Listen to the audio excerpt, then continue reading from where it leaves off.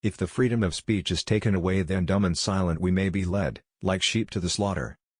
My mother was the most beautiful woman I ever saw. All I am I owe to my mother. I attribute all my success in life to the moral, intellectual and physical education I received. My first wish is to see this plague of mankind, war, banished from the earth. True friendship is a plant of slow growth, and must undergo and withstand the shocks of adversity, before it is entitled to the appellation. Let us with caution indulge the supposition that morality can be maintained without religion. Reason and experience both forbid us to expect that national morality can prevail in exclusion of religious principle. If we desire to avoid insult, we must be able to repel it. If we desire to secure peace, one of the most powerful instruments of our rising prosperity, it must be known that we are at all times ready for war. The foolish and wicked practice of profane cursing and swearing is a vice so mean and low that every person of sense and character detests and despises it. Labor to keep alive in your breast that little spark of celestial fire, called conscience. I have always considered marriage as the most interesting event of one's life, the foundation of happiness or misery.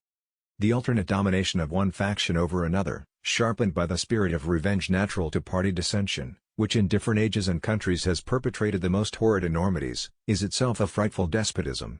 But this leads at length to a more formal and permanent despotism. Lenience will operate with greater force, in some instances, than rigor. It is therefore my first wish to have all of my conduct distinguished by it. My observation is that whenever one person is found adequate to the discharge of a duty, it is worse executed by two persons, and scarcely done at all if three or more are employed therein. Beg you be persuaded that no one would be more zealous than myself to establish effectual barriers against the horrors of spiritual tyranny, and every species of religious persecution.